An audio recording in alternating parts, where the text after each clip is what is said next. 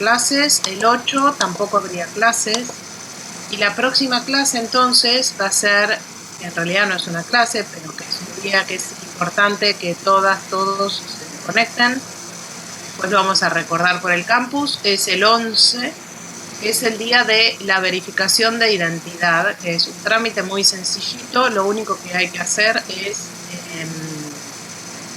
estar acá en la cámara. Vamos a controlar que los datos que nosotros tengamos de ustedes estén todos correctos para no tener problemas con las actas. En todo caso, repasamos las notas que tenemos anotadas. Las notas del último trabajo ya van a estar disponibles ese día, y ese día entonces pueden comenzar a hacer los recuperatorios que tengan que hacer, o las recuperatorios. Evacuamos todas las dudas que haya sobre estas cuestiones formales. El 15 tenemos una clase de consulta para los recuperatorios, para quien tenga dudas de los recuperatorios que esté haciendo. Y el 18 es el último día de la cursada, entregan los recuperatorios vía campus, como siempre, y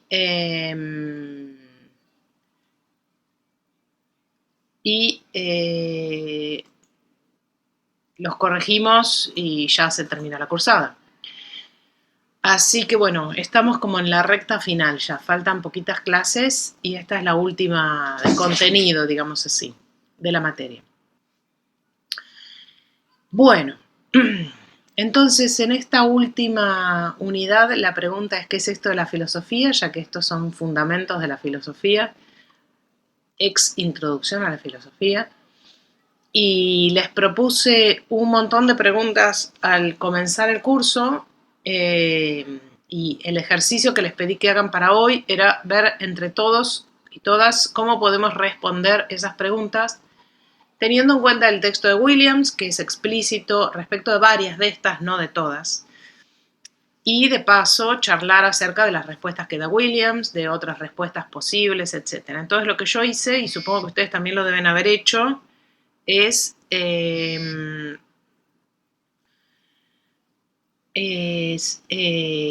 armar un archivito en el cual fui leyendo el texto de Williams y fui buscando qué respuestas daría cada cosa. Así que si les parece vamos en orden, y vamos viendo pregunta por pregunta. Entonces la primera pregunta que teníamos en la lista era ¿de qué habla o cuál es el objeto? Si se quiere decir la cosa de una forma un poquito más profesional, ¿de qué habla o cuál es el objeto de la filosofía? ¿Alguien pudo identificar en el texto de Williams alguna respuesta a esta pregunta? La pregunta ¿de qué trata la filosofía? ¿Cuál es su objeto? ¿De qué se ocupa?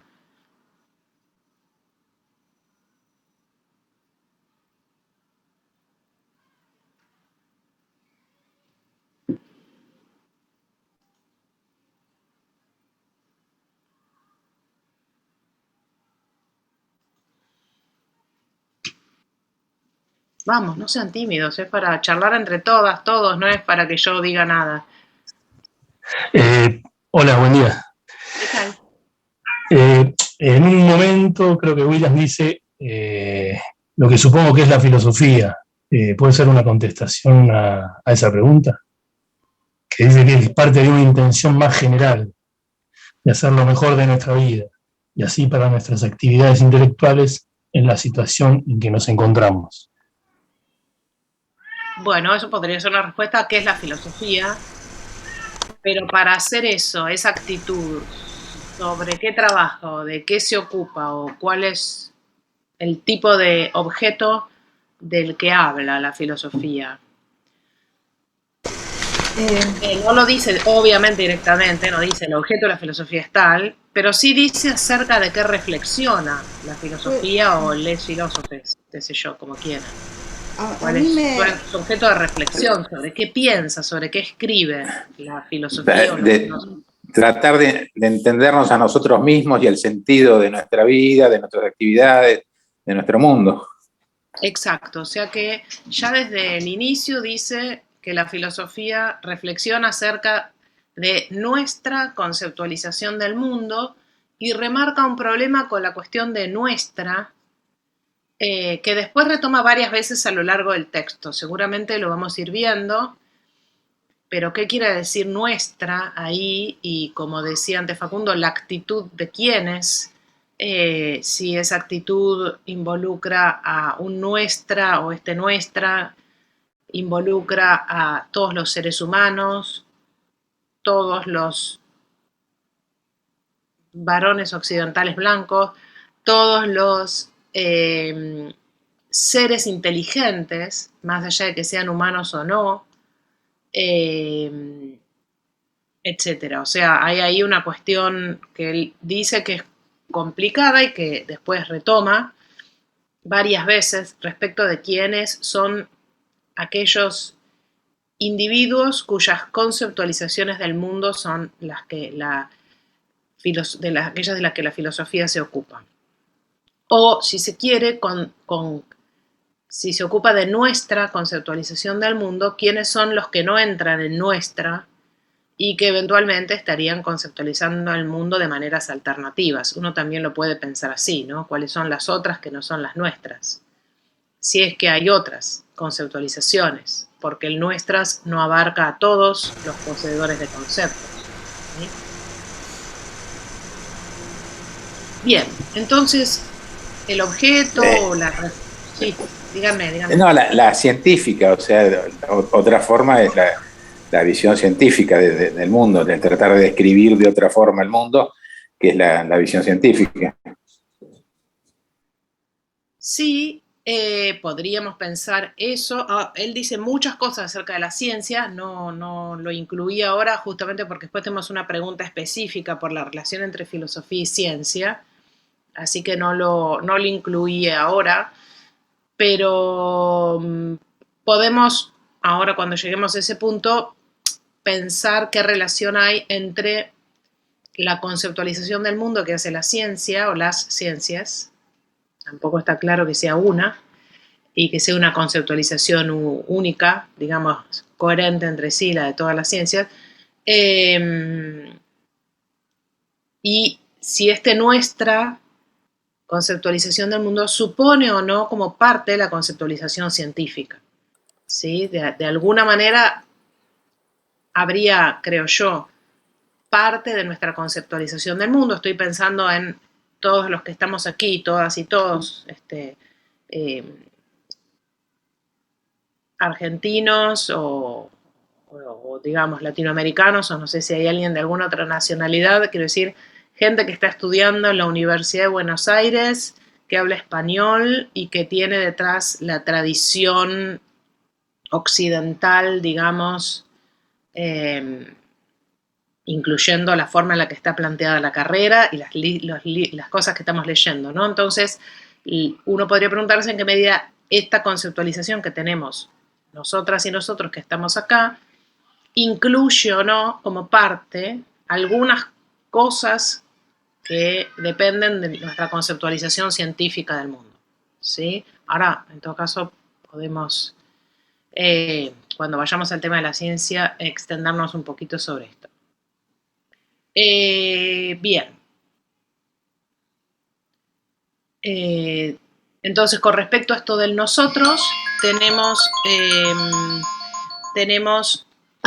varias opciones que él menciona. Yo lo anoté en la página 180, 81 y después vuelve a la página 188, que tiene que ver justamente con el contraste entre humanos y formas no humanas de vida, entre todos aquellos con los que nos podemos comunicar, dice en algún lugar, como si pudiera ser relevante para nosotros seres no humanos con los cuales pudiéramos comunicarnos y por lo tanto compartir conceptualizaciones, o si se refiere a, como yo decía, subconjuntos de humanos, ¿no? Que provienen de una misma tradición.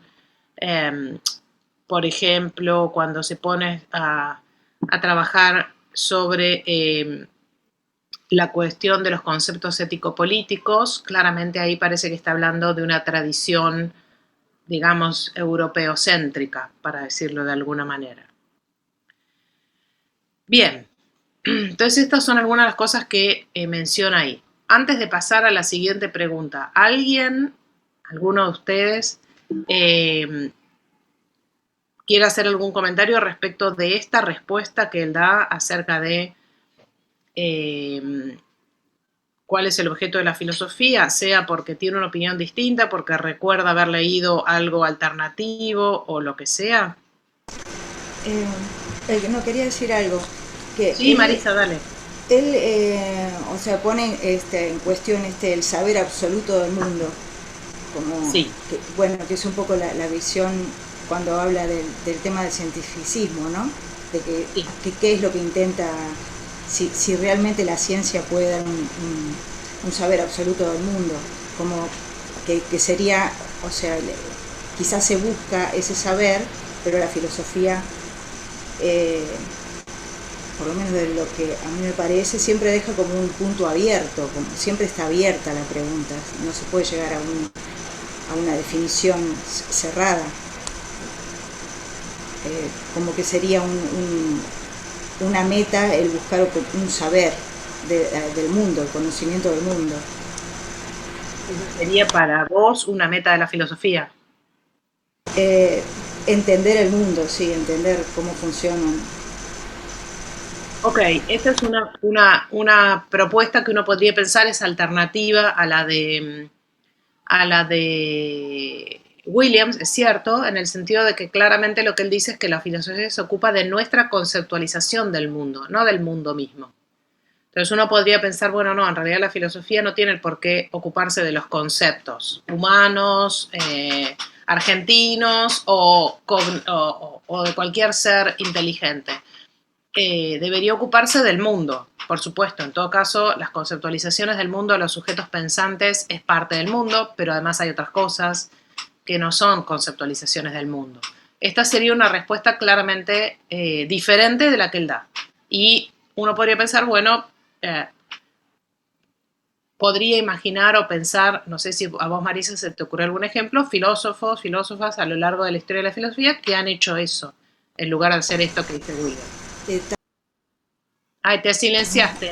Sí, no, tanto conocimiento no tengo, no se me ocurre, pero sí sé que están esas discusiones, ¿no? Exacto, pero uno podría pensar que, por ejemplo, para dar un ejemplo simple, Platón, cuando habla del mundo de las ideas, para dar un ejemplo, o Aristóteles, cuando habla de la sustancia y los accidentes y las sustancias primeras, y etcétera, cuando hacen metafísica, vamos a decirlo así, no están hablando de nuestra conceptualización del mundo, están hablando del mundo.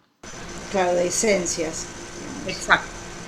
Y entonces uno podría decir, bueno, un Platón o un Aristóteles no están pensando a la filosofía, uno podría decir, pues podemos discutirlo, pero digamos, prima facie, están pensando en el mundo, no en una conceptualización del mundo. No se les ocurre que su manera de describir este mundo de las ideas o las esencias o lo que fuere, depende de una conceptualización de los griegos del siglo V antes de Cristo, por ejemplo. ¿Sí? Entonces, esa sería una manera alternativa de pensar cuál es el objeto de la filosofía. ¿Alguien pensó alguna otra cosa o se le ocurre alguna otra alternativa?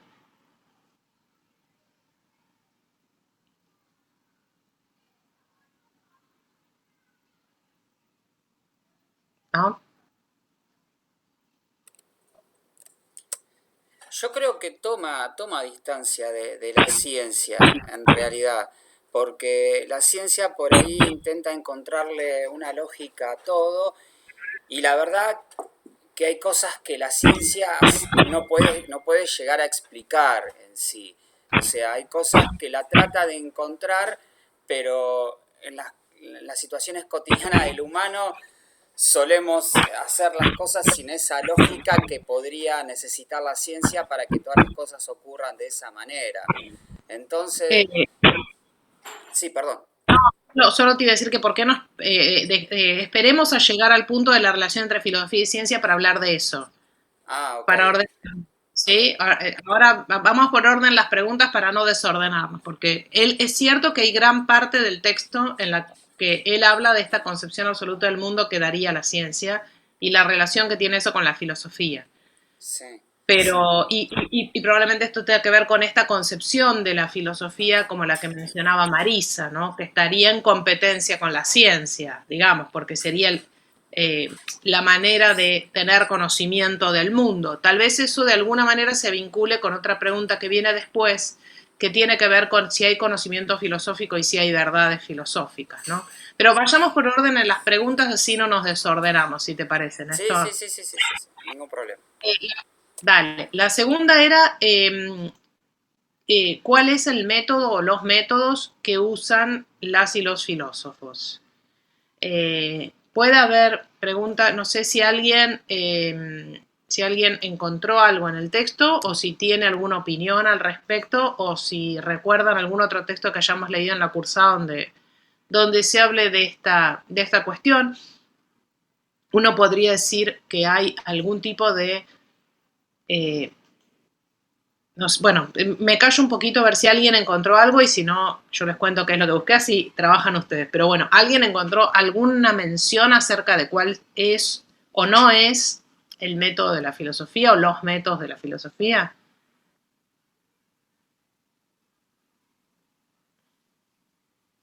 Bueno, cuando habla de la filosofía analítica dice que es ofrecer argumentos y expresarse con claridad. Y bueno, que Sí. también cuestiona, o sea, de la manera que se lo hace, qué significaría eso. Sí, o sea, eso lo dice en general acerca de la filosofía, no solo de la filosofía analítica, pero también dice que no es algo propio de la filosofía, en el sentido que muchas disciplinas pretenden expresarse con claridad y dar argumentos. Entonces, lo dice un poco al pasar, cuando dice, bueno, uno podría caracterizar así la filosofía, pero en realidad hay muchas disciplinas que buscan eso.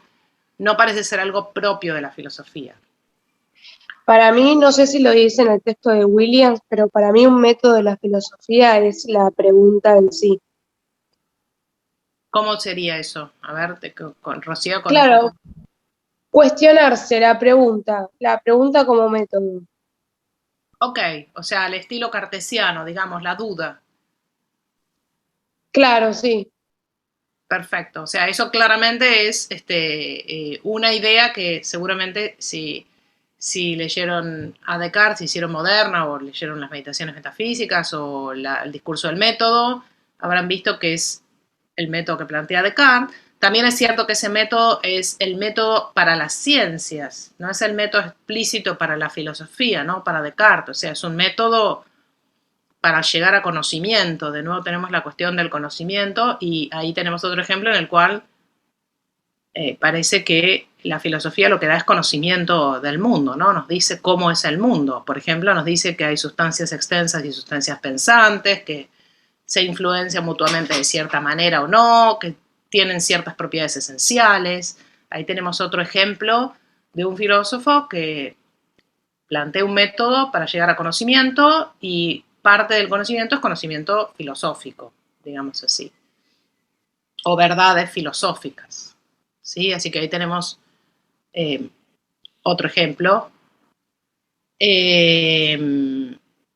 Bien, no sé si alguien tiene algo más para decir. Yo lo que ubiqué es, como decía Marisa, una crítica,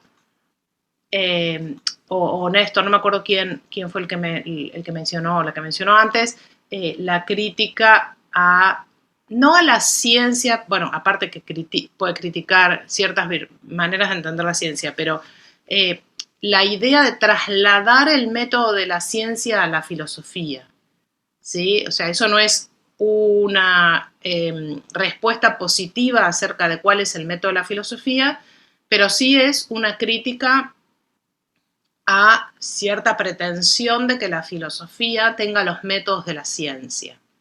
¿Sí? No sé si eso lo identificaron, pero justamente cuando habla de los argumentos y esas cosas que dijo Marisa, dice, bueno, no es que podamos trasladar y hacer de la filosofía algo como un método científico en el cual se evalúan todas las posibilidades y todos los escenarios posibles y se argumenta y la filosofía se acaba en argumentos acerca de los conceptos y ahí critica Moore, por ejemplo, que es uno de los padres de la filosofía analítica, ¿no?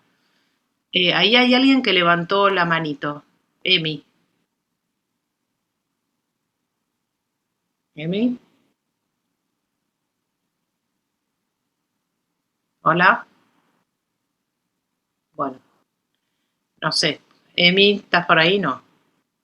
Bueno, cuando aparezcas, habla.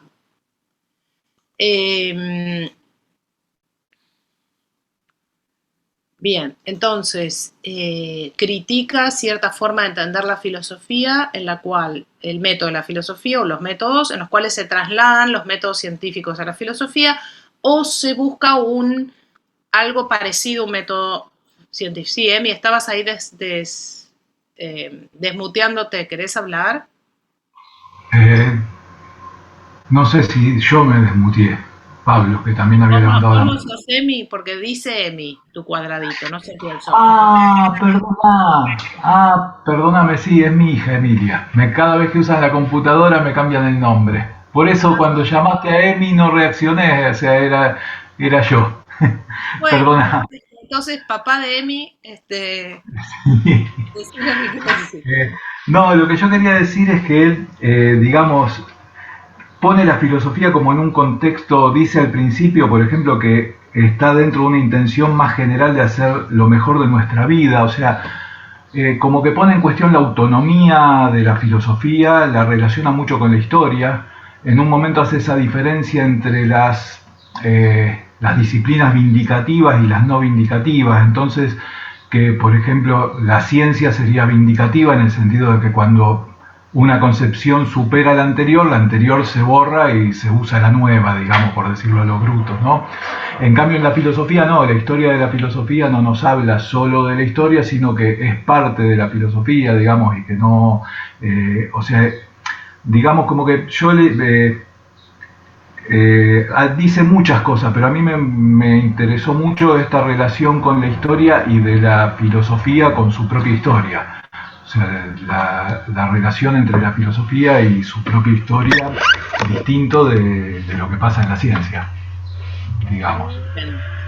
De cualquier manera, de nuevo, les recuerdo, estamos yendo en orden por las preguntas. Perdonen que sea tan pesada al respecto, pero parte del ejercicio era no discutir libremente acerca de lo que dice Williams, sino hacer el esfuerzo de ir respondiendo pregunta por pregunta, ¿sí? Es un ejercicio, por supuesto, podríamos hablar libremente de cualquier cosa que dice Williams, pero la propuesta de hoy era ir viendo pregunta por pregunta. No estoy retando a nadie, papá de Emi, pero después hay una pregunta específica respecto de la relación entre la filosofía y su historia. Entonces, Está bien. ¿sí? Entonces, para ir ordenándonos, vamos viendo los distintos temas, así todos podemos charlar acerca de todos los temas, pero no nos, digamos, tratemos de, ya sé que es difícil por Zoom, yo preferiría hacer esto presencialmente, pero tratemos de que esto sea un diálogo, en el sentido de que tengamos un tema común acerca del cual estamos hablando, ¿sí? Porque si cada uno va a hablar de alguna cosa que le pareció del texto, no estamos haciendo un diálogo. Entonces, con respecto a la segunda pregunta, que era la del método, la idea es que no dice explícitamente cuál sí es el método, pero sí dice cuál no es el método. Y después, por lo que dice que sí está relacionado con lo que dijo recién el papá de Emi, yo te voy a seguir llamando así porque no tengo tu nombre. Es cierto que dada la relación que él establece con la historia, la historia es parte importante de la filosofía, o sea, quien hace filosofía debe de alguna manera tener como elemento, como herramienta, el conocimiento histórico, cosa que a él le parece muy relevante, eso es cierto. No sé si eso quiere decir que es parte del método de la filosofía, pero sí se puede sacar como conclusión algo que está relacionado con esa crítica que le hace a Moore.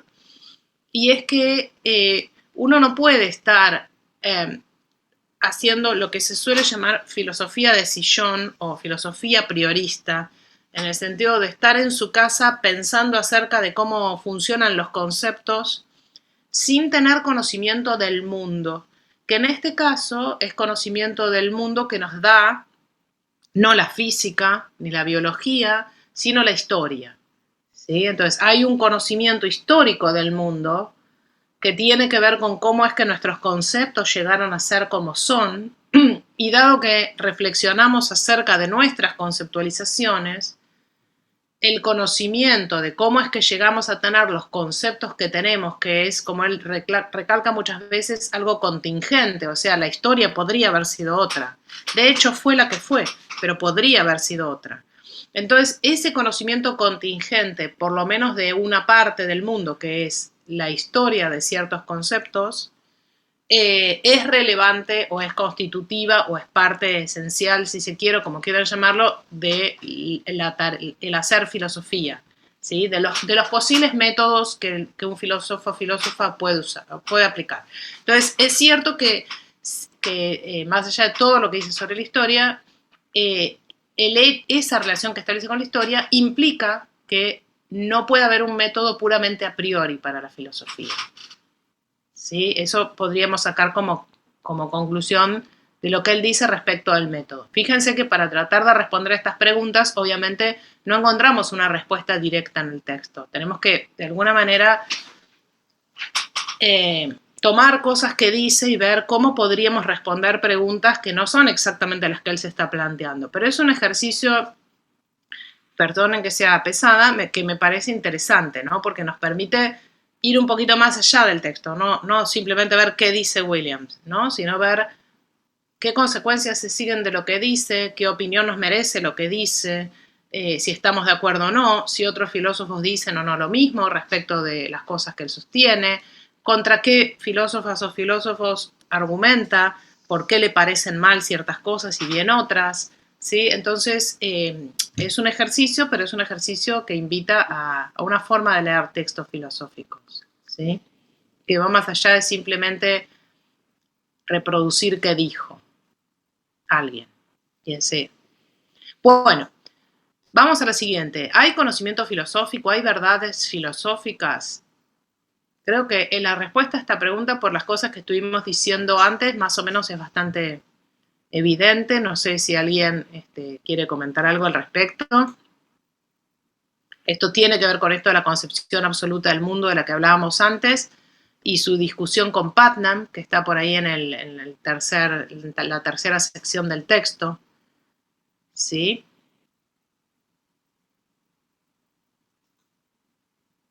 ¿Alguien quiere decir algo al respecto? Más allá de lo que ya dijimos.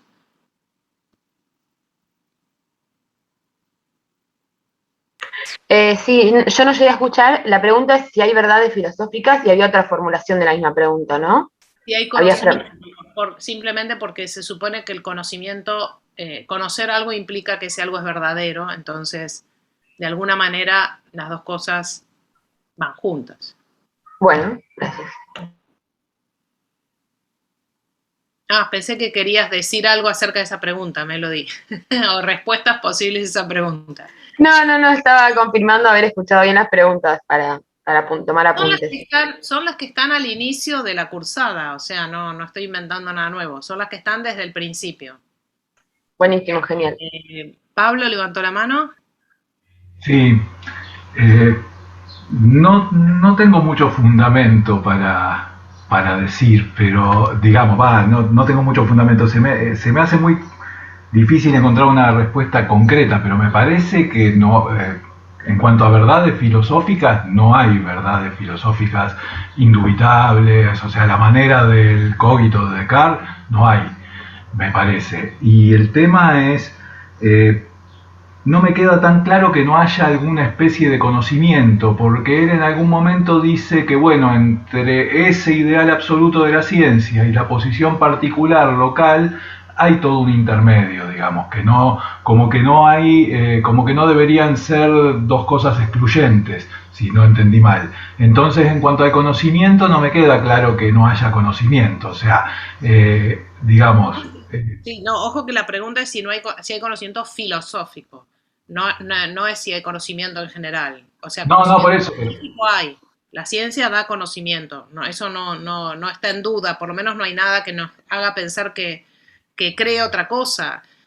Claro, pero como él dice que, digamos, no es por un lado esa objetividad de la ciencia y por el otro lado la subjetividad, que hay todo un intermedio, bueno, me parece que algún tipo de conocimiento le atribuye a la filosofía, a pesar de que no puede haber verdades indubitables, eternas y qué sé yo, lo que uno quiera agregarle a las verdades.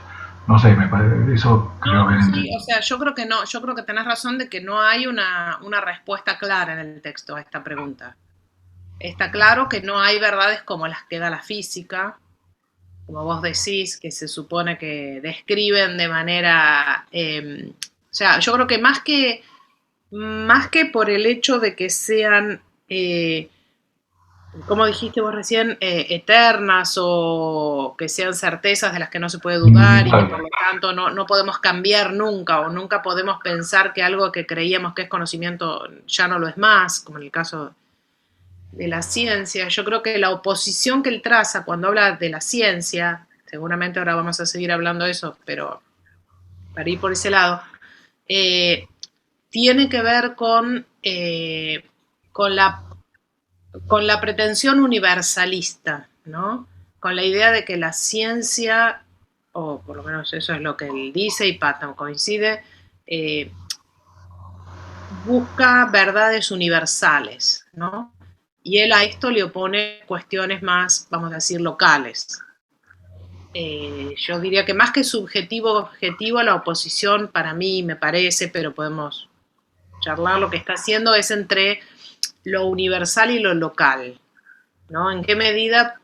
Por eso lo de nuestras, quiénes son de nuevo nuestras conceptualizaciones. Eh, y entonces ahí cuando discute con Putnam, recuerdan que dice, bueno, uno de los supuestos de Putnam es pensar que una verdad universal es mejor que una verdad local. Y eso es lo que él pone un poco en duda, ¿no? Pero bueno. Por eso está presente el tema cultural siempre, ¿no? En el texto, por lo Sí, local, ¿no? y claro, bueno, en nosotros una lectura posible es una distinción entre distintas culturas, que él lo menciona, exactamente. Otra opción sería nosotros los seres humanos versus los no humanos. Otra versión sería nosotros los seres inteligentes, suponiendo que hubiera inteligencias no humanas, por ejemplo, extraterrestres, versus los seres que no tienen capacidades inteligentes, o sea, que no tienen conceptualizaciones, en principio.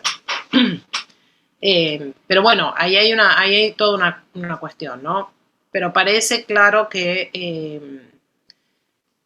él dice que para ciertas preguntas filosóficas, ciertas reflexiones acerca de nosotros mismos y de nuestras conceptualizaciones y de esta actitud para vivir mejor y entendernos mejor a nosotros mismos, supone información local, supone información cultural, si se quiere, o de grupos humanos más pequeños que la simple humanidad. Y la ciencia, por lo menos las ciencias naturales, y acá ya tendremos que empezar a ver que todo esto que dice la ciencia más bien se aplica a las ciencias naturales, no a las ciencias humanas ni sociales, se supone que hablan, o sea, las verdades que obtiene son universales, ¿no? Entonces, en ese sentido da la impresión que si hay conocimiento, como decía Pablo, y si hay verdades, parecen no ser universales como lo serían lo de la física, por decir algo. ¿Sí?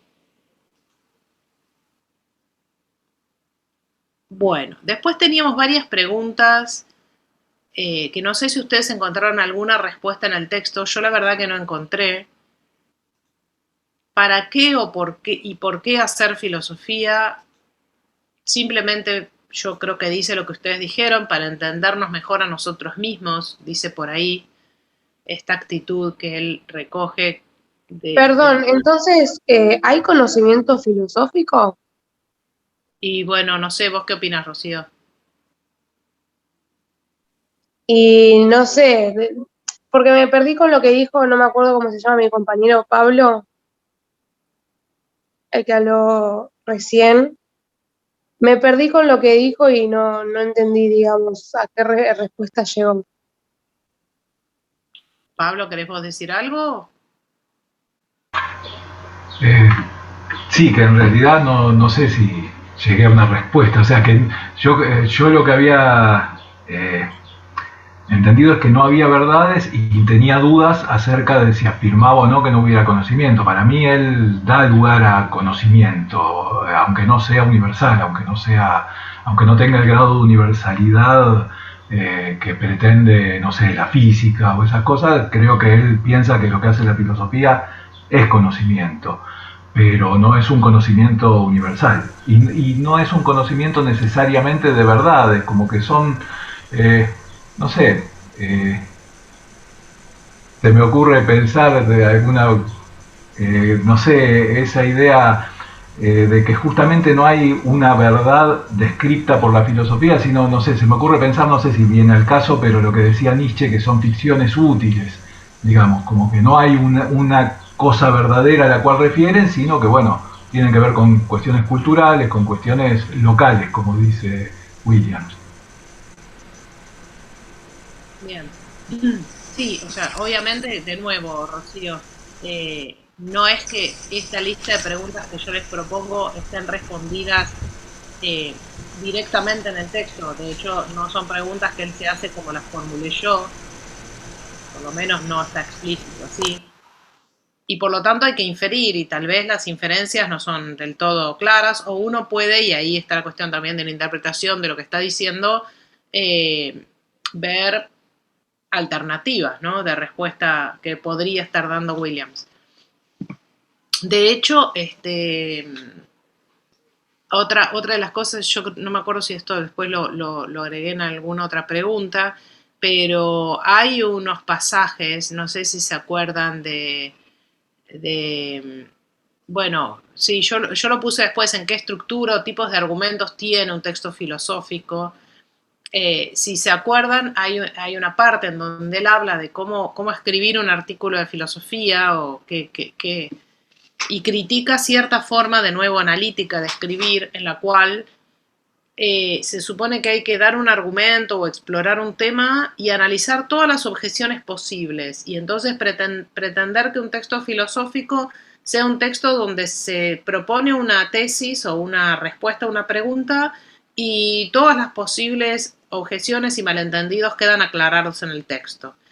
Y él dice, no, así no es como se hace. Uno analiza las objeciones a lo que está diciendo, pero eso, dice, es como una especie de andamiaje que después tiene que quedar afuera del texto, y el texto filosófico, y el texto de Williams es un texto filosófico, tiene que ser un texto que no esté cerrado en sí mismo y que uno pueda darle lecturas alternativas o interpretaciones alternativas.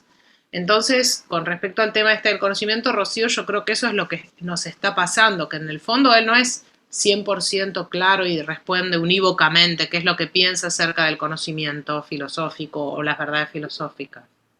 Claro, en este sentido, entonces, cuando hablamos de conocimiento, no estaríamos hablando quizás de certezas. Entonces, no estaríamos hablando de conceptos cerrados. A mí se me viene a la cabeza lo que es capaz, me voy muy atrás al método socrático o al método cartesiano, cómo llegar a determinada verdad. Se busca llegar a la verdad, pero no sé si hay una verdad escrita por estos filósofos. Perfecto. Sí, o sea, la idea también es conectar estas preguntas con otras cosas que hayan visto en otras materias o en esta misma materia antes, ¿no? ¿Puedo preguntar algo? Sí, claro.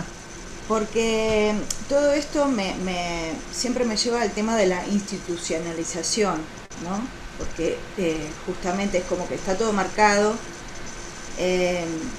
Yo lo veo como que está todo determinado, no sé bien cómo explicarlo, pero un poco como se hablaba en la clase pasada de Dickey con respecto al arte, la institucionalización del arte. En filosofía por ahí está todavía más institucionalizado, ¿no? De qué manera, de qué hablamos, de qué manera lo tenemos que pensar, de qué manera lo analizamos, qué vale, qué no vale. Como que ahí no hay tanta apertura, no sé quién puede romper con una línea así de... o sea, yo desde que, bueno, vi semiología en el CBC, y ahí me interesa mucho el tema del lenguaje. O sea, empecé a prestar mucha atención en eso y es un tema que me interesa, la lingüística. Y veo que hay una tendencia hacia ese lado, como también se habló en la clase pasada, de la filosofía analítica, y que sí, también tiene que ver con esto de ver el mundo como una conceptualización que nosotros hacemos, ¿no? Todo parte de nosotros y que podría ser hasta un mundo creado por nosotros y que fuera de nosotros no existe nada. No sé si me voy mucho por las ramas, pero no sé, me surgen todas esas ideas. No, está bien, pero no creo que sea para nada la posición que está desarrollando Carl Williams. No es un escéptico acerca de la existencia del mundo exterior de ninguna manera. De hecho, parece haber conocimiento, por lo menos conocimiento histórico, del cual en algún sentido no duda. O sea, uno puede conocer la historia, parece, porque es relevante para hacer lo que él hace, y ahí parece haber un terreno en donde él no usa la palabra verdad también tiene mucha carga filosófica y es compleja. Lo mismo que conocimiento, ustedes vieron en la unidad de conocimiento ya las complicaciones que tiene la noción misma de conocimiento. Pero yo creo que más bien lo que está haciendo es oponiendo modelos actuales de pensamiento, si se quiere, / conocimiento, ¿no? El modelo más de las ciencias naturales, el modelo más de las humanidades, ¿no? Entonces la pregunta sería, bueno, ¿a qué se parece la filosofía? ¿Se parece más en sus características como disciplina a una disciplina como la física o a una disciplina como la historia o como otras disciplinas humanísticas? Yo creo que en el fondo la pregunta que él está haciendo es esa. Claramente él dice no es una cuestión institucional, lo dice al principio. Yo no estoy discutiendo acerca de en qué departamento tiene o en qué facultad tiene que estar la carrera. Él dice no estoy hablando de cuestiones institucionales. Ahora uno puede, leyendo a Rabós, y decir, bueno, pero es que están filtradas, no podés, desde el momento que estás publicando un libro en una editorial y sos profesor en una universidad, estás metido en esa práctica institucional, no podés evitarlo. Entonces, parte de lo que estás haciendo es manifestar cosas en el contexto de ciertas prácticas que te permitan ciertas cosas y no otras. Uno podría pensarlo. Pero bueno, nada, lo que quiero decir es, todas esas preguntas son ciertas, pero me parece que en algún sentido te está yendo un poco lejos porque claramente él no es un escéptico acerca de la posibilidad de conocer el mundo. O sea, no es un escéptico acerca de la física, no dice que la física no describe el mundo tal cual es, o por lo menos lo deja en suspenso. Lo que sí está en contra es de la pretensión, digamos así, imperialista de la física, en el sentido de pretender que es la única manera de acceder a las verdades del mundo. También cree que la historia nos da conocimiento del mundo. Y la filosofía, en algún sentido, uno podría preguntarse si aplicar o no la palabra conocimiento, pero esta reflexión acerca de nuestros conceptos también tiene, vamos a decir así, condiciones de adecuación. No es que cualquier cosa que yo diga vale. En algún sentido, uno podría decir, bueno, entonces hay algo correcto y algo incorrecto. En ese sentido, parece que algo se acerca más a como nuestros conceptos son que otras formas de reflexión sobre ellos. Entonces, no está muy lejos de lo que pensamos que es tener un conocimiento acerca de un objeto. Facundo, vos levantaste la mano. Sí, Diana, es con respecto al uso del nosotros Sí. Que hace Williams. Digo, porque en algún punto dice, bueno, depende de nosotros si lo tomamos de una manera local, cultural o más, no sé, universal o de especie o de personajes o de seres o entidades que utilizan la razón. Bueno, digo, acá en este momento quedaría claro a qué nosotros se refiere, a qué nosotros se referiría la filosofía.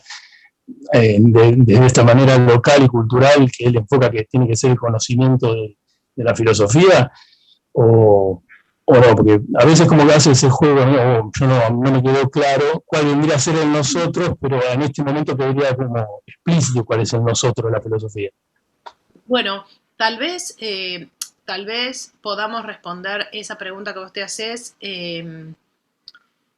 ahora en cuanto veamos la cuestión de la historia, ¿no? Porque la historia es relevante, considera él, para esta reflexión acerca de nuestra conceptualización, porque llegamos a tener los conceptos que tenemos por razones históricas contingentes. Entonces tal vez uno podría pensar, bueno, es que el nosotros depende, quién sea el nosotros depende de qué conceptos estoy hablando por la historia que tienen, ¿sí? Los ejemplos que él da cuando habla de este tema son ejemplos ético-políticos, ejemplos de conceptos éticos políticos, ¿no? Como derechos humanos o libertad, o habla del liberalismo, etc.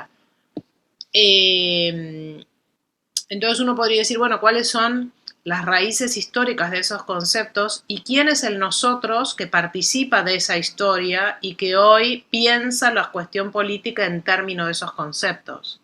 Entonces, obviamente uno podría decir, bueno, el nosotros en cada caso estará dado por aquel conjunto de individuos, culturas, tradiciones, lo que corresponda, en los cuales se forjaron esos conceptos y en los cuales están en juego esos conceptos para pensar acerca de algo, ¿sí?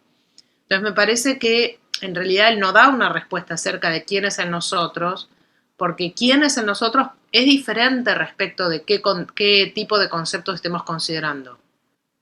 ¿Sí? No sé si eso te satisface, Facundo, por ahí ahora cuando veamos el ejemplo queda más claro. Pero a mí me parece que esa sería un poco la estrategia que tendría, me imagino. Lo que pasa es que él, de nuevo, también hay que poner en contexto en el sentido de que él es un filósofo que básicamente bueno, ustedes saben que escribió un libro bastante conocido sobre Descartes, ¿no? Descartes, el proyecto de la investigación pura, es un clásico, o sea, probablemente hayan leído algo de Williams en Moderna, porque el libro de Descartes, sobre Descartes, es un clásico, el de Williams. Y las otras cosas que escribió más bien son cuestiones acerca de estos conceptos ético-políticos, o sea que también hay que ver de dónde viene cada quien, ¿no? Bueno, entonces, ¿por qué hacer filosofía? Tampoco dice mucho de por qué. No sé si alguien encontró algo. Tampoco dice demasiado, que eso es otro tema que yo lo puse ahí y me interesa, que es quiénes hacen o han hecho filosofía. Esto tiene que ver, si uno lo piensa en términos institucionales de las prácticas, como dijo Marisa, quiénes están jugando el juego de la filosofía, ¿sí? Y por qué ciertos géneros o ciertas razas, etnias o ciertas clases sociales están o no incluidas en ese juego, ¿sí? Entonces eso es algo que me parece relevante a reflexionar, pero no es algo de lo que hable Williams. No está hablando de eso, solo hay mención de algunos filósofos, filósofas, en realidad todos varones, creo, que todos conocemos, pero bueno, es notable esto. Les aclaro de paso que el otro día que les mostré lo del CONICET y que salían todos varones, después me di cuenta de que es porque, y ya lo reclamé ante las autoridades del CONICET, que está hecho de tal manera el sistema informático que hace primero la lista de todos los varones y después de todas las mujeres, pero lo hace en todas las disciplinas y por cualquier búsqueda que uno haga. Y yo ya me quejé y les dije que eso no puede ser así. Pero bueno, vamos a ver si me dan bola. Pero lo que quiero decir es que se veían todos hombres y no mujeres, pero si se fijan en las últimas páginas de la selección van a ver que son todas mujeres y no varones. O sea que hay un problema informático que por alguna razón seleccionan así, pero no es propio de la filosofía ese detalle. Para todas las disciplinas pasa lo mismo, lo cual no es bueno, pero por lo menos... Un algoritmo binario. Es un algoritmo que exista, claro, exacto. No es casualidad. El género informático debe ser. Exacto. Que no veo por qué para hacer esa selección toma como variable el género, porque no tendría el por qué tomarlo. Pero bueno, eso es una discusión que nos excede. Solo les quiero decir que esa impresión que tuvimos de que eran todos varones era porque era un problema informático, no real de cantidades de varones y mujeres en la disciplina. Bueno, ¿qué relación tiene la filosofía con la vida cotidiana? Ya dijimos bastante, creo yo, porque justamente se trata de entendernos mejor a nosotros mismos y esta actitud de él dice por ahí, necesitamos conceptos y explicaciones que estén enraizadas, dice, en nuestras prácticas más locales, en nuestra cultura y en nuestra propia historia.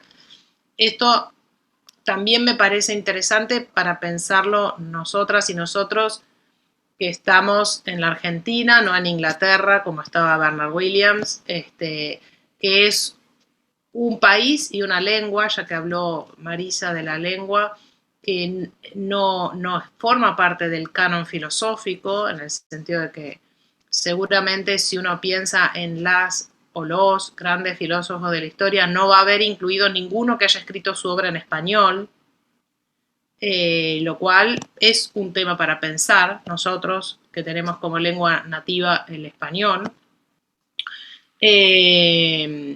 Y bueno, y por supuesto, en gran medida nuestra cultura es europea o venimos de los barcos, pero no todos. Acá hay realidades diversas, hay una cultura, digamos, diferente de la de, por razones justamente históricas, entre otras cosas, de otras orígenes de cosas que leemos como filosofía. Entonces también está bueno pensar en esta cuestión si nos queremos dedicar a la filosofía, ¿no? Bien, con respecto a la ciencia, algunas cosas estuvimos diciendo, pero si quieren podemos ahora sistematizar un poco lo que dice Williams respecto de la relación entre filosofía y ciencia. ¿Alguien se anima a...? Porque dice muchas cosas, por lo menos todo el apartado 2 y todo el apartado 3 están destinados a hablar de esta relación entre la filosofía y la ciencia. Donde por ciencia acá básicamente está entendiendo ciencias naturales, ¿sí? No está incluyendo acá porque está hablando de la física en general, o de la física y la biología, pero no de otras disciplinas científicas.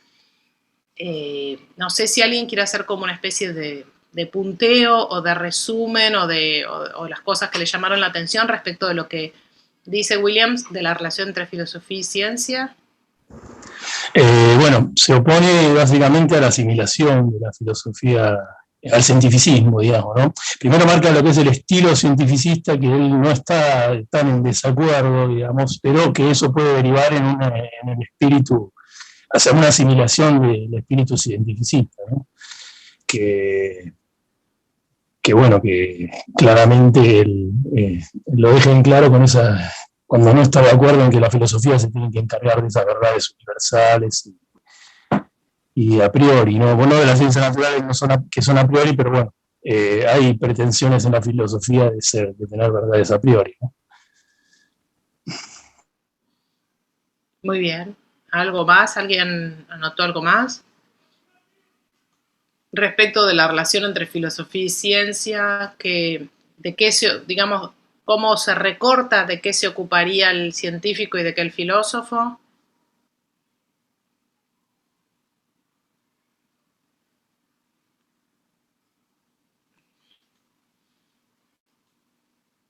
Más o menos ya dijimos lo que dice Williams, ¿no?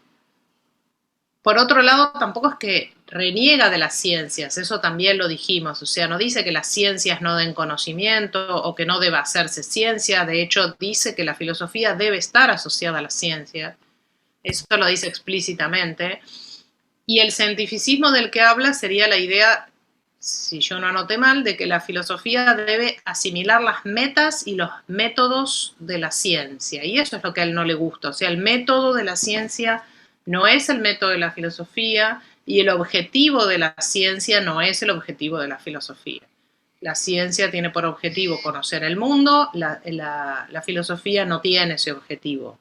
Podría tenerlo en otras maneras de entender la filosofía, pero no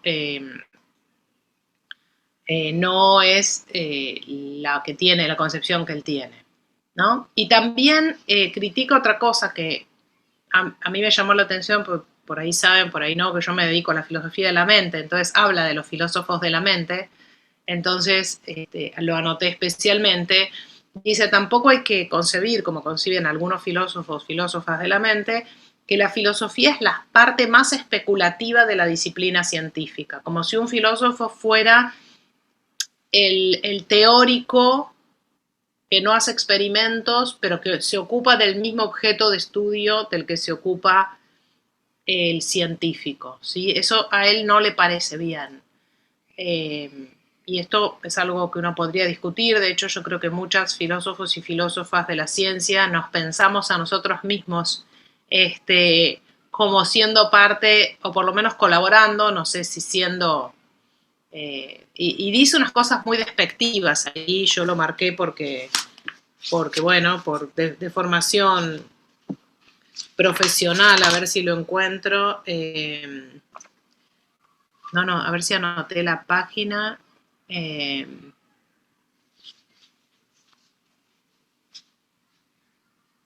Pero bueno, dice...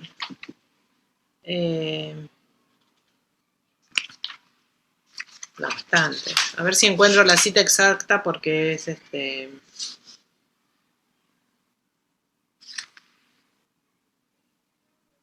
Acá dice, esta frase a mí me pareció genial, aunque habla muy mal de lo que hacemos algunos, pero dice, en la página 177, dice, las contribuciones filosóficas, dice, la filosofía cientificista de la mente no puede encarar el rigor que es, en primera instancia, apropiado para la neurofisiología o las neurociencias, diríamos hoy, el de los procedimientos experimentales. Claro, los filósofos no hacemos experimentos, no es parte de nuestro método. Las contribuciones filosóficas de este tipo son las que más probablemente habrán de semejarse a otro fenómeno bien conocido en círculos científicos, en las que los investigadores improvisan declaraciones en sus periodos de descanso apropiadas para reuniones informales, ¿no? Entonces, ustedes piensen en la diferencia que hay entre un neurocientífico. Si quieren, tenemos varios locales que hasta son candidatos a diputados. Hacen ciencia, publican papers y sus opiniones, bueno, el cerebro argentino, etcétera, ¿no? O sea, estas serían como las cosas que los científicos hacen en contextos informales, que para los científicos estaría bien, según lo que está diciendo acá, y puede ser interesante, pero eso no es hacer ciencia, claramente. Dice, estas declaraciones son frecuentemente interesantes, pero ello es porque son observaciones de los científicos, que están dichas por detrás de lo que ordinariamente hacen, o sea, basados en lo que hacen. No hay muchas razones para esperar tanto interés de las observaciones de los filósofos que no están de vacaciones de nada, sino cuyo trabajo se supone que es hacer esas observaciones. Como diciendo, bueno, que el científico haga ciencia y que de vez en cuando dé una opinión más o menos especulativa a partir de lo que la ciencia, lo que encontró por métodos científicos, bueno, pero los filósofos es como si estuvieran, me dio mucha risa esas vacaciones acerca de nada, o sea, es como que especulan en el vacío sin hacer lo que hay que hacer, que es tener conocimiento científico, y hablan como opinando de cualquier cosa. Yo creo que no es exactamente así lo que hace un filósofo de la ciencia que trabaja en equipos, por ejemplo, multidisciplinarios, interdisciplinarios con científicos, pero bueno, no importa, medio es muy sarcástico en muchos momentos en el texto, no sé si ustedes lo vieron, pero bueno. Pero una cosa. Sí, dale, Pablo. Yo creo, o sea, una cosa que me llamó la atención siempre del texto es,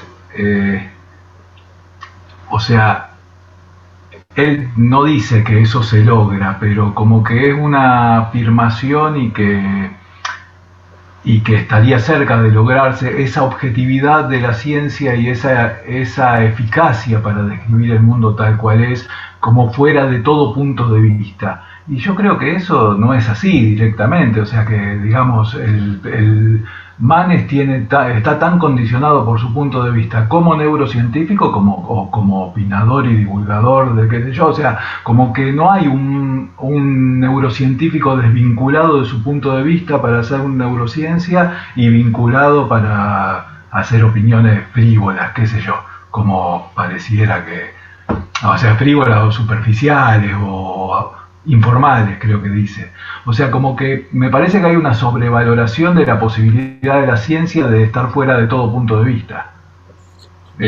Sí, o sea, yo creo que, digamos, esa es la opinión que tiene Putnam, con quien discute en todo el apartado 3, y creo que él trata de diferenciarse un poco de Putnam. Él dice, no solo que es dudoso eso, estaba tratando de ver, por ejemplo, en la página 179 dice, cuando discute con Putnam, dice que esa posición que vos estabas describiendo del supuesto científico que puede hablar desde ningún punto de vista, él dice, en otro libro yo lo llamé El saber absoluto del mundo, que tiene que ver con el proyecto de la investigación pura de Descartes, justamente, y dice, si es alcanzable o no, o si la aspiración a este saber absoluto es incluso incoherente, son cuestiones muy discutibles. Y yo creo que él está discutiendo eso, no acá, en otros textos, ¿sí? Claro, pero en otro momento un poco más adelante dice también que si fuera alcanzable ese saber absoluto, sería muy dudoso que nosotros pudiéramos saberlo, pero siempre da la sensación de que cree que la ciencia está más cerca de eso que la filosofía, digamos, o que está mucho más cerca de lo que realmente, no sé, a mí me parece que digamos, no es la ciencia en abstracto, es la ciencia europea, norteamericana, no sé, desde el siglo XVIII, digamos, o del siglo XXI, pero no hay una ciencia en abstracto que tenga que tenga esa posibilidad de acercarse tanto a ese ideal. O sea, no sé, eso. No, está perfecto. Yo creo que él está discutiendo con gente que piensa eso, como Putnam y en general todos los cientificistas, muchos de ellos filósofos analíticos, pero por fuera de la filosofía analítica y dentro de las ciencias también es la impresión o la manera de entenderse a sí mismos, seguramente que tienen casi todos los científicos y científicas. Que él en otros textos pone en cuestión eso. Yo tengo el recuerdo de que justamente él critica esto, incluso como siendo incoherente, como no pudiendo, no siendo posible adoptar el punto de vista de ningún lugar del que habla Nagel, o sea, ese punto de vista universalista y absoluto del mundo. Él critica eso, él no es de los que piensa que eso es posible. Cita varias veces a Wittgenstein, por ejemplo, al segundo Wittgenstein. Y fíjense que también en esa misma página que yo decía recién, la 179, también dice, mi idea, dice, no es que pueda conceptualizarse un mundo sin conceptos, de hecho no se puede y siempre tenemos conceptos. Y en realidad las conceptualizaciones del mundo siempre son, dice él, dependientes de nuestra propia perspectiva, nuestras maneras peculiares y locales de aprender las cosas. O sea, en el fondo, me parece que él, si concede para poder discutir con el otro, pero no porque él esté aceptando esa idea, ¿no? Y por otra parte, con respecto a lo que vos decías recién, no voy a criticar a Manes ni voy a hacer ningún comentario político, solo voy a decir que también es cierto que lo que hace Manes y otra gente en realidad es neurociencia cognitiva. Y la neurociencia cognitiva es parte de las ciencias cognitivas y por lo tanto de las ciencias humanas y de la conducta. No es parte, digamos, de lo que serían las ciencias puramente naturales, en el sentido de que no estudia un fenómeno biológico desconectado de su implicancia humana, para decirlo así, ¿no? Por supuesto, lo mismo que toda la gente que estudia enfermedades como el Alzheimer o demencias o lo que sea, que por otra parte es médico. Entonces, digamos, también creo que cuando hablamos de la ciencia, habría que distinguir muy claramente qué ciencias, ¿no? No es lo mismo la teoría de cuerdas de los físicos que la neurociencia cognitiva que estudia los procesos degenerativos del cerebro que llevan al Alzheimer. Son dos cosas completamente distintas. Para dar ejemplos, ¿no? Entonces, de nuevo, nuestras conceptualizaciones de nosotros mismos, por ejemplo, respecto de lo que es la demencia o estos tipos de, digamos, trastornos que podemos llamar patologías psiquiátricas, genéricamente, es parte de una conceptualización del mundo muchísimo más local y históricamente situada, y nosotros que estudiamos filosofía sabemos, podemos llegar a recoger varios autores más que conocidos respecto de estas cuestiones, que, no sé, la teoría de cuerdas o algunas otras cosas que tienen que ver con las partículas elementales y los quarks, por decir algo, ¿sí? Pero de cualquier manera, a tu pregunta, Pablo, yo no creo que yo creo que le está concediendo para poder discutir la idea de que haya una visión absoluta del mundo, pero él no la está comprando. No lo argumenta acá, lo argumenta en otros lados, pero no está aceptando que eso exista. Dice, sí, vos mismo lo leíste, sí hubiera una concepción absoluta, ¿no? Bueno. Pero puede ser que sea deseable para él ese saber absoluto. Yo creo que, yo por lo que recuerdo de otros textos, creo que él pensaría que no es posible, que es una incoherencia pensar eso. No, yo ya sé que, digo, se lo atribuye, que Putnam se lo atribuye, él dice que yo nunca dije eso, pero en algún momento como que desliza el deseo que sería bueno que algo así existiese, pero bueno, dice que no es posible, ¿no?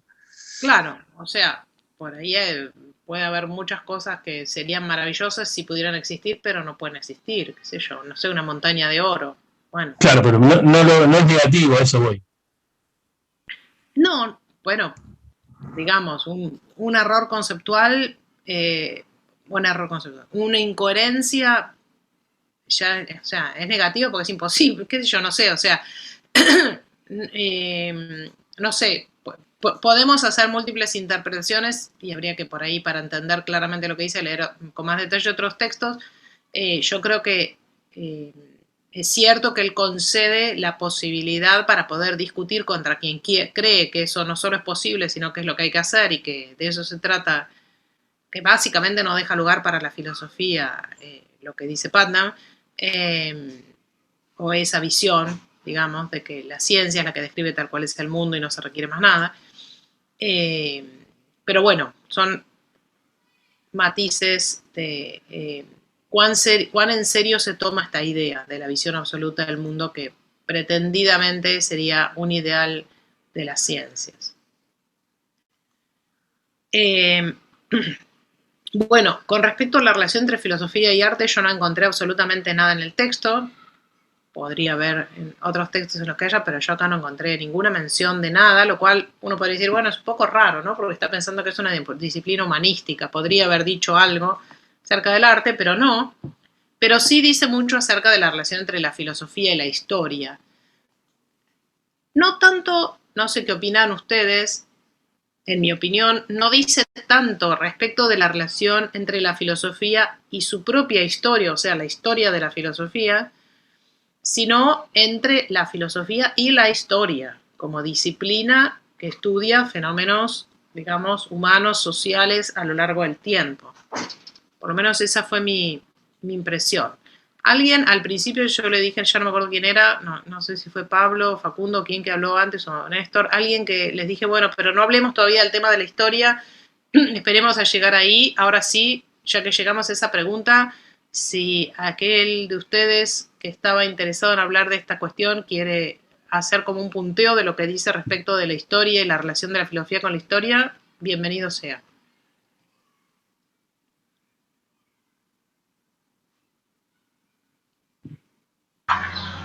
Yo había mencionado el asunto, pero no, simplemente eso, que él habla de disciplinas que son vindicativas, como la ciencia, en la cual cuando, no sé, yo lo pensaba en los paradigmas de Kuhn, ¿no? En las revoluciones, o sea, sería como que cuando se impone un nuevo paradigma, cuando se impone una nueva concepción, la anterior como que queda perimida, y en todo caso es como, bueno, estudiar eso para un físico, un científico, sería, bueno, cómo se concebía antes de saber esto, que es lo que hoy tomamos como cierto. Bueno, y él dice que la filosofía no es una disciplina vindicativa, que cualquier nueva concepción no desautoriza las anteriores, Incluso no recuerdo si lo dice, pero tampoco desautoriza las contemporáneas, digamos.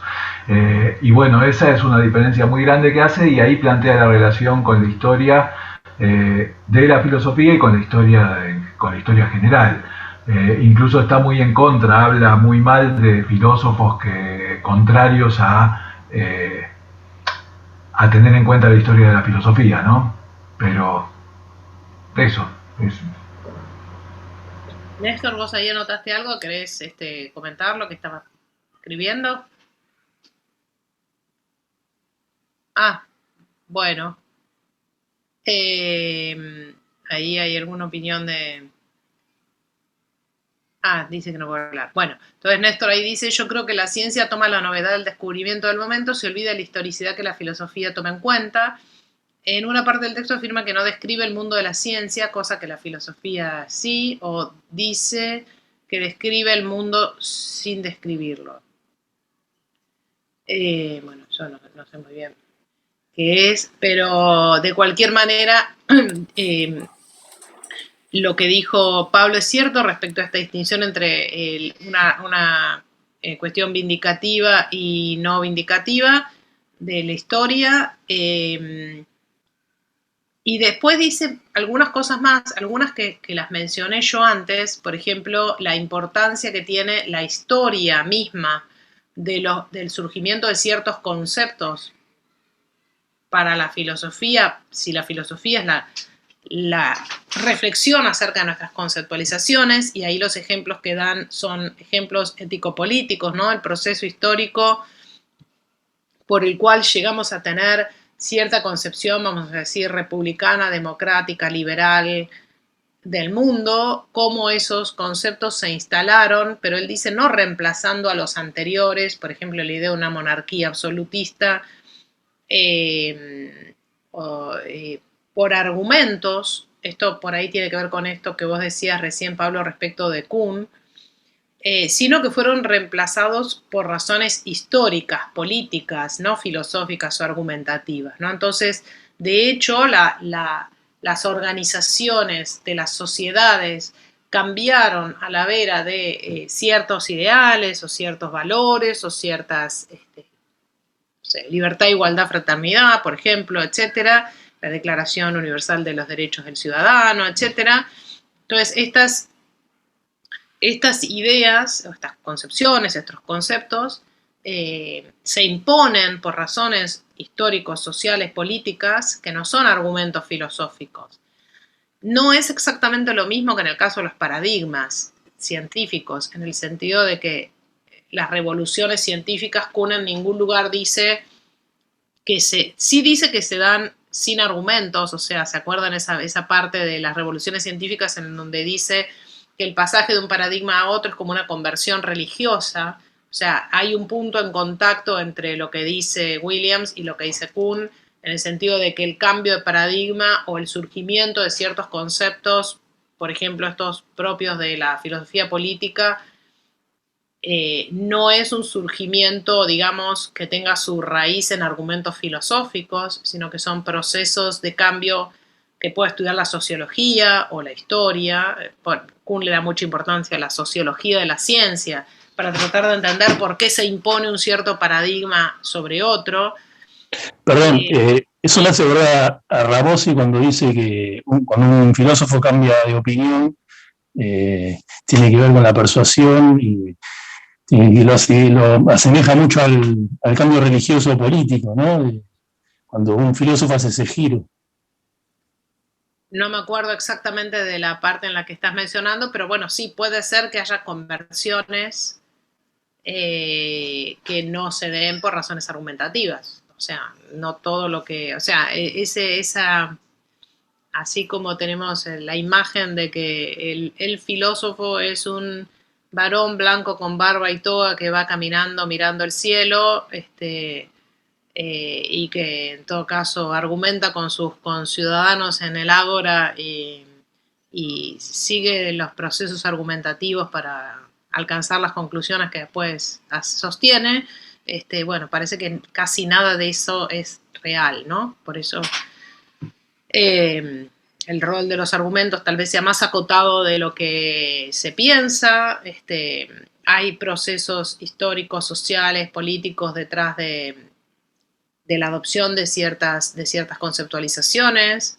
De cualquier manera, el rol que Williams le da al filósofo tiene que ver con una reflexión, o sea, como una especie de paso atrás para poder ver ese proceso desde un punto un poquito, como no, por supuesto uno nunca puede salirse de su perspectiva. Eso es algo que también él lo dice claramente. No es que como filósofos nos salimos afuera de la perspectiva y la miramos desde afuera. Siempre estamos adentro de esta perspectiva en la que de hecho estamos, pero reflexionamos y argumentamos y pensamos acerca de ella aunque estemos adentro, ¿no? Cosa que podría no pasar, digo, alguien podría no tener esa actitud reflexiva.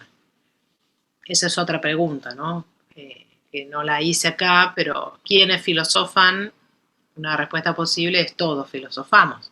En la medida en que alguna vez nos preguntamos acerca de nuestra propia vida y queremos entender mejor nuestra propia realidad. Pero bueno, no dice nada acerca de esto Williams. Bien, otra cosa que dice ahí respecto de la historia, a mí también esa parte me pareció muy graciosa, es, de nuevo criticando a los filósofos analíticos, relativo a la actitud que uno tiene como filósofo cuando lee un filósofo, vamos a ponerlo así, no vivo. Yo diría más bien cuando uno lee un filósofo con el cual no está dialogando, porque lo mismo que dice respecto de los muertos podría aplicarse respecto de filósofos vivos con los cuales no tenemos la posibilidad de dialogar, pero en cualquier caso es cierto que la historia y la comprensión de un escrito de un filósofo o filósofa de otra época involucra una actividad de conocimiento acerca de la realidad histórica en la que está, y el contexto histórico en la que está escrito el texto, que no es lo mismo que leer un filósofo contemporáneo o una filósofa contemporánea o un filósofo que pertenece a nuestra misma tradición filosófica, digamos así. Entonces, esa es otra crítica que hace a cierta forma de entender la relación entre la filosofía o los filósofos actuales, las filósofas y la historia de la filosofía. Básicamente su idea sería: no podemos leer a un filósofo o filósofa del pasado sin entender el contexto histórico en el cual estaba produciendo ese texto, porque entonces hacemos ridiculeces. Está el ejemplo ese de la traducción de Trireme, no sé si lo anotaron, pero es otra ironía graciosa que la que está por ahí, ¿no? Dice, a ver si lo encuentro.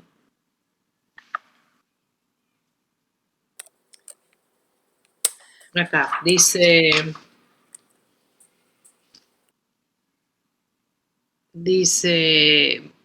lo atribuye a Collingwood, ¿no? Dice, bueno, sería traducir de ciertas formas a un filósofo del pasado, como a Aristóteles. Está dando un ejemplo de una posible traducción de un texto ético de Aristóteles. Dice, sería como insistir en que para traducir la palabra griega trireme habría que usar barco de vapor. Hoy podríamos decir barco, no sé si todos los barcos hoy son de vapor, digamos, pero no barcos como serán nafta, qué sé yo. Y luego se quejaba de que los griegos tenían una concepción defectuosa de los barcos de vapor. Claro, no tenían barcos de vapor ni existían los barcos de vapor en esa época, ¿no? Entonces, la idea un poco es, bueno, ojo con los anacronismos en cuanto a tratar de ver siempre al filósofo, filósofa de la antigüedad o de la modernidad o de alejado en el tiempo de nosotros, como si fuera uno más de nosotros viviendo hoy y pensando a la manera en que pensamos hoy, porque hay inadecuaciones, digamos, o anacronismos que se harían si uno tratara de discutir estas cosas de esta forma, entre paréntesis, ustedes habrán visto por ahí que hay una gran revisión de filósofos del pasado y un movimiento bastante grande para sacar estatuas de diversos lugares por escritos, por ejemplo, esclavistas de ciertos filósofos de la modernidad. Y uno podría preguntarse en qué medida no se está dejando de hacer esta lectura situada históricamente que hay que hacer cuando se toman esas decisiones políticas. Pero bueno, me parece que es un tema interesante para reflexionar, ¿no? ¿Cuáles son los límites de la interpretación que desde hoy podemos hacer de las ideas de una filósofa o filósofo del pasado, ¿no? O sea, hasta dónde podemos entenderlo como formando parte del diálogo de quienes hoy estamos haciendo filosofía, mantenemos entre nosotras y nosotros, ¿sí? Y en qué medida hay una distancia que hace que haya demasiado poco en común como para entablar un diálogo, digamos, de igual a igual, ¿no? Estoy tirando todas estas cosas porque para mí son temas interesantes para pensar, no porque obviamente Williams tiene una posición fija, va fijada bastante explícitamente en el texto respecto a esta cuestión, pero bueno, también es cierto que hay mucho revisionismo histórico respecto de autoras y autores del pasado, y todo tal vez dependa de cuánto peso le queremos dar a nuestras reflexiones presentes y nuestra realidad presente, ¿no? O sea, uno puede reinterpretar el pasado para justamente entender mejor su presente, y parte de lo que tal vez habría que hacer, ¿no?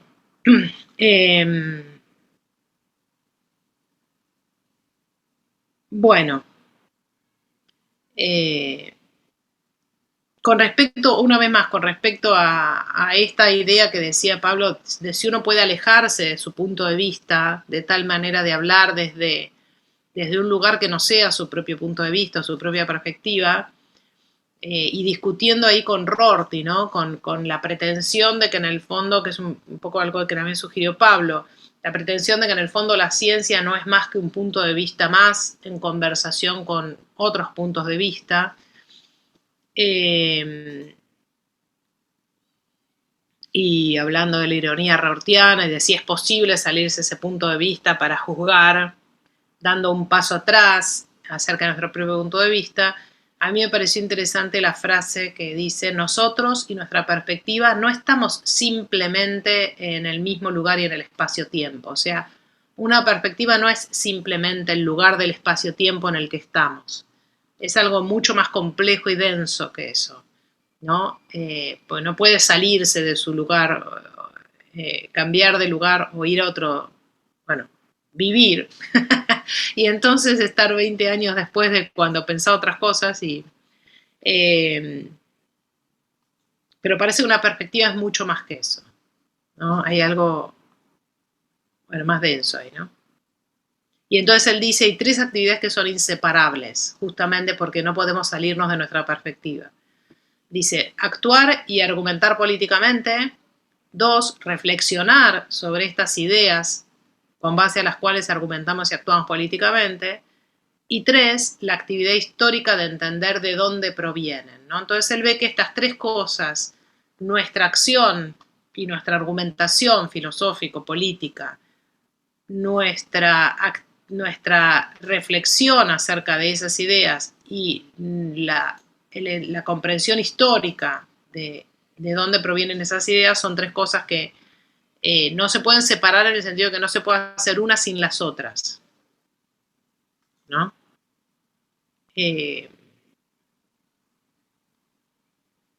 Bueno, muy bien.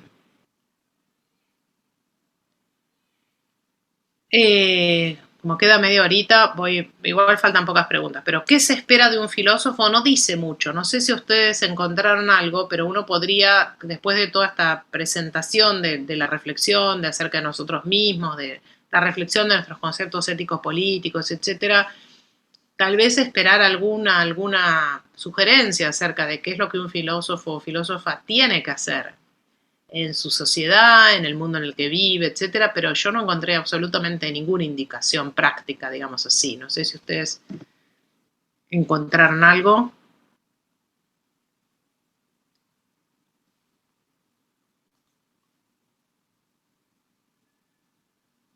Nadie dice nada.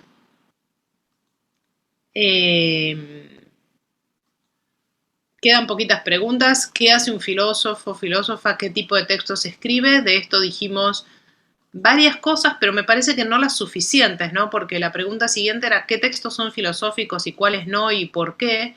Y la verdad es que no sé ustedes, pero yo no encontré nada que me indique que uno puede claramente discriminar entre lo que forma parte de esto que podemos llamar la filosofía. No está hablando en términos de prácticas ni de nada de eso. No sé si alguien vio algo, pero yo la verdad que no encontré nada, ningún indicador. En un momento él habla, perdón, de como no, ahora no lo encuentro, pero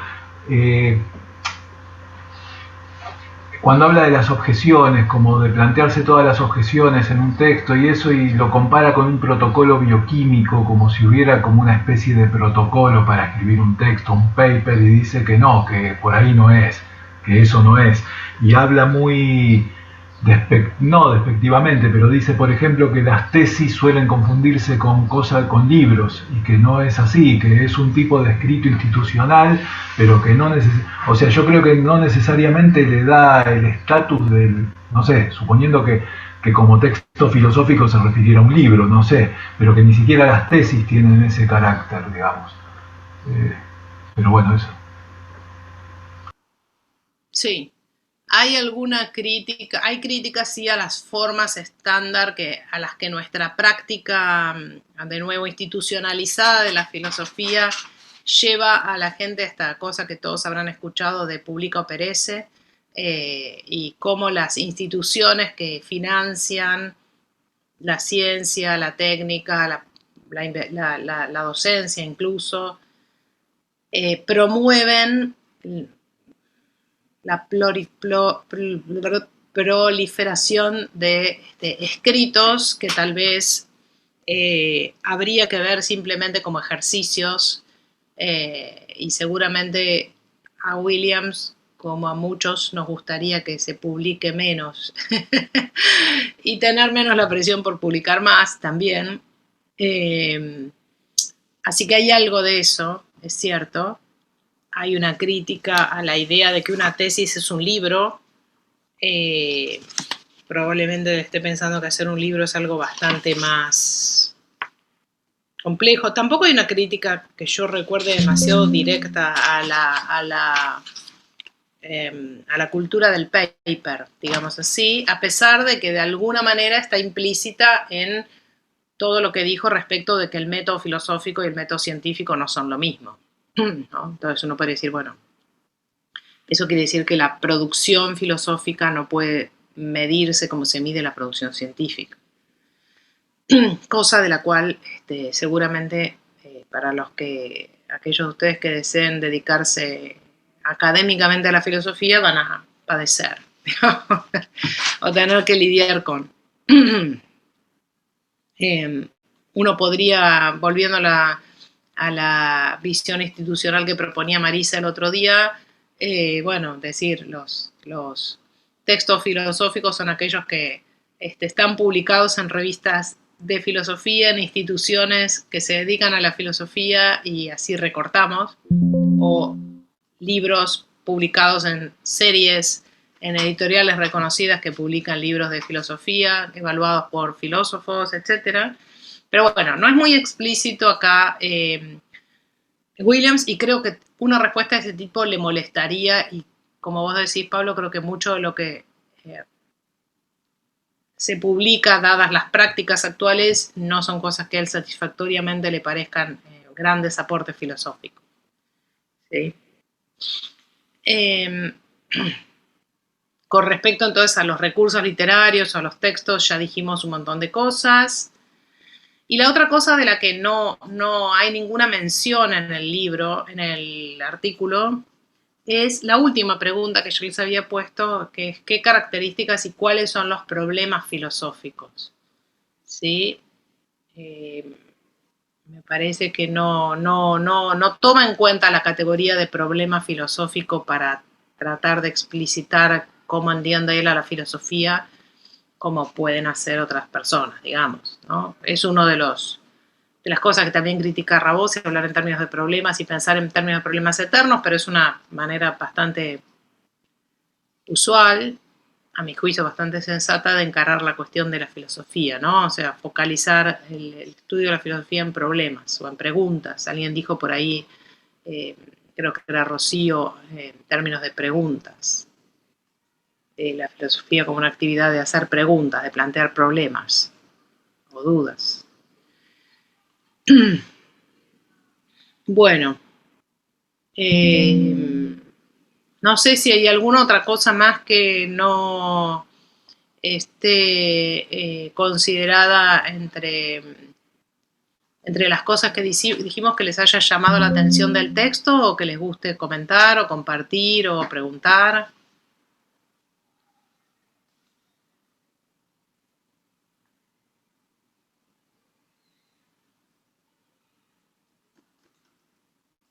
¿No?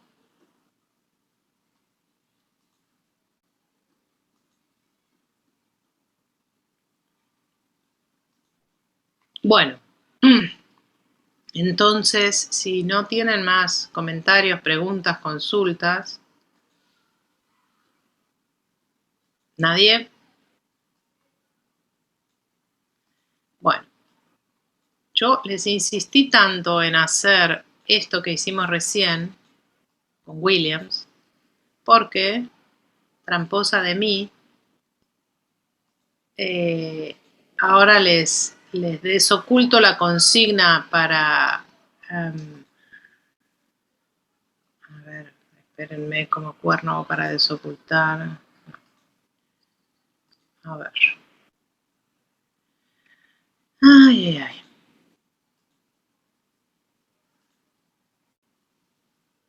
Ahí va. Bueno. Entonces, acabo de poner mostrar.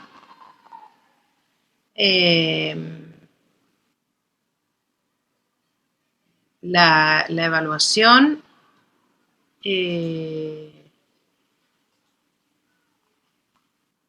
Díganme si la ven. A ver si quedó guardada o no. Sí, se ve. ¿Se ve? Bueno, fantástico.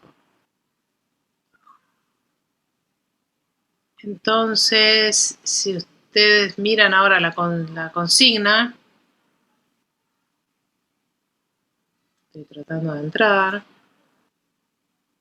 Si ustedes se fijan, la consigna para el último trabajo en el fondo es hacer lo que hicimos recién.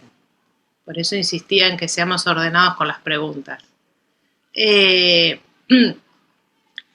Lo que puse como consigna es bastante simple, ¿no? Puse las preguntas que estuvimos discutiendo recién a propósito de Williams y lo que les pido es que elijan 2 o 3 de estas preguntas, no más. Elijan cuáles, digan, elijo tal pregunta y tal pregunta, o sea, que sean explícitos respecto de qué están respondiendo y que la respondan, esas preguntas, 2 o 3 no más, puede ser una, muy extensa, exponiendo la opinión que ustedes tienen respecto de la respuesta a que sería mejor dar a esa pregunta, y para eso usar los textos que vimos a lo largo del curso, no necesariamente los textos que vimos en esta unidad, ¿sí? Pueden usar todos los textos que vimos a lo largo del curso, pueden usar otros textos que ustedes quieran, por supuesto si usan textos que no son los del curso, recuerden poner las referencias atrás de qué es lo que están usando, y entonces escribir un trabajito de no más de 1200 palabras en las cuales respondan 1, 2, 3 de estas preguntas, ¿sí? Dando su propia opinión o obviamente la opinión que ustedes tengan puede estar de la mano de alguna o algunos de los autores que vimos o algún otro autor, autora que a ustedes les guste. No sé, por ejemplo, qué sé yo. Si quieren, si hay conocimiento filosófico y cuál es el método de la filosofía y pueden elegir, qué sé yo, dar una respuesta al estilo de Descartes, no hay problema. Si es la respuesta que les satisface, o al estilo Platón, o al estilo Williams, o al estilo lo que cada uno de ustedes piense, ¿sí? O qué sé yo, si quieren hablar de qué habla la filosofía y quieren oponer distintas visiones de lo que es el objeto de la filosofía, lo hacen y ustedes plantean cuál es su opinión respecto de las distintas maneras posibles de responder a esta pregunta. O si están preocupados por esta cuestión más institucional que decíamos recién, por qué considerar a algo un texto filosófico o no, cuál es la incidencia de las prácticas. Acá hay alguna serie de críticas respecto de cómo debería y cómo es de hecho un texto filosófico en la actualidad. Pueden elegir libremente lo que ustedes quieran de todas estas preguntas, plantear la pregunta, plantear alguna o algunas respuestas posibles y dar su opinión respecto de cuál piensan ustedes que sería la mejor manera de entender esa cuestión, esa pequeña parte de en qué consiste toda la filosofía. Así que es un ejercicio más bien de opinión personal, de escritura fundamentada de una respuesta a una pregunta, ¿sí? Por eso insistí recién en ordenarnos y tratar de responder cada pregunta. Entonces se podría, o sea, estoy pensando antes de ver cómo lo voy a hacer, ¿no? Pero se podría usar como, por ejemplo, la visión de un filósofo, la de otro, y contraponer esas posturas y de ahí sacar una conclusión, o se podría siempre hacer respecto eso. de una o dos de estas preguntas, no de todas las preguntas Sí, no. del mundo. Y fíjense que ninguna pregunta es ¿qué es la filosofía? O sea, esa pregunta no está. Hay otras parecidas, por ejemplo, ¿cuál es el objeto? ¿Cuál es el método? ¿Qué es un texto filosófico? Hay otras preguntas, pero no la pregunta ¿qué es la filosofía? Porque ¿qué es la filosofía? Implica poder responder todo esto. ¿Sí? ¿Cuál es el objeto? ¿Cuál es el método? ¿Quién hace filosofía? ¿Cómo se hace? ¿Para qué se hace?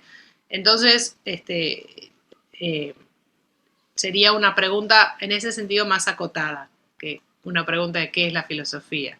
Y claro, no está esa pregunta a propósito, porque para poder responder eso hay que responder todas estas primero.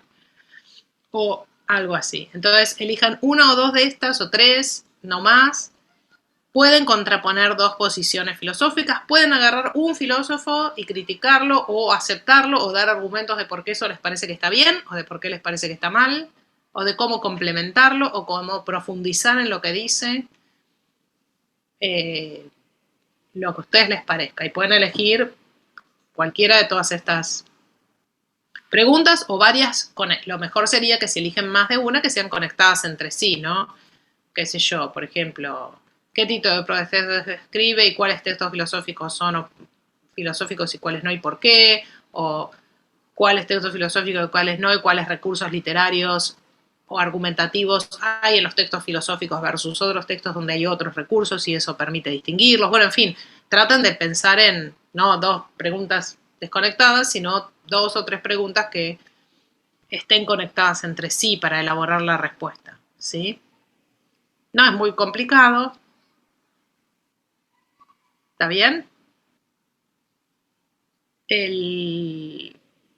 Vendría a ser el lunes que viene, igual tenemos nuestra clase de consulta, así que tienen tiempo hasta el lunes para leer, pensar, ver cómo tienen ganas de contestar esto, y el lunes charlamos a ver acerca de si alguien, no sé. Piensen que es, de nuevo, un ejercicio de 1200 palabras, no es una tesis doctoral acerca de qué es la filosofía, ni el escrito que escribe un filósofo como Williams al finalizar su vida después de 30, 40 años de ejercicio de su profesión, ¿no? Diana, una consulta. Sí, dale. ¿Con cuántos autores o textos hay que argumentar de la mano? ¿Uno, dos? Puede ser uno solo o puede ser más de uno, lo que a vos te parezca. No hay límite, y puede ser cualquier cosa de la materia o si alguien, no sé, qué sé yo, tiene una posición ya formada porque leyó algo en otra materia o porque leyó algo por su cuenta y le parece que esa es la visión correcta o una totalmente equivocada y quiere entonces agarrar alguna cosa así, también lo pueden hacer, me aclaran qué es para lo que sí, escriban por favor el texto de tal manera de que el texto sea autocontenido, o sea, de que ustedes, como hace William, ¿no?, expongan la posición de la persona a la que están criticando o que están profundizando o que están adoptando como propio o que están extendiendo los argumentos, de tal manera de que quien lo lea pueda entender exactamente cuál es el punto que ustedes hacen, ¿no? Un poco como hace William, que dice, bueno, Putnam dice esto, él sostiene tal idea, sostiene la idea 1 y la idea 2, yo estoy de acuerdo con uno, pero no estoy de acuerdo con 2, o sea, traten de que quede un texto autocontenido, ¿sí? Porque, bueno, yo he leído bastante de filosofía en mi vida, pero por supuesto no leí a todos los autores ni a todos los filósofos de la Tierra en todo momento histórico, entonces, no sé, qué sé yo, si se les ocurre tomar, qué sé yo, no sé, ¿qué puedo decirles? A Sócrates alguien dijo, a Descartes alguien dijo, a Nietzsche alguien dijo, todo bien, pero presenten brevemente la respuesta que ese autor está dando a la pregunta que ustedes están tratando y argumenten por qué esa respuesta está bien o mal, o qué hay que agregarle, o qué hay que sacarle, o qué complementación se puede hacer, etcétera, para responder como a ustedes les parece esa pregunta. ¿Sí? No den por sentado que el lector, en este caso yo, voy a conocer todo lo que dijo X filósofo sobre la pregunta en cuestión, porque, porque no me pasé revisando todos los autores y autoras filosóficos de la historia a ver cómo responden cada una de estas preguntas. Puede ser que ustedes tengan presente algo que leyeron, que donde haya alguna de estas respuestas, por favor, sean gentiles conmigo, que tengo que leer todo esto en menos de una semana, y presenten algo autocontenido para que yo entienda cuál es el argumento o el punto o la idea que ustedes están tratando de desarrollar. Sí, estaba pensando justamente en eso, porque los textos que fuimos viendo que eran particularmente sobre algún tema, y no sé si hablan de qué es la filosofía, o tratan, o sea, de qué se trata, para qué es la filosofía. Entonces, a lo mejor usar esos autores, pero buscar otros textos o...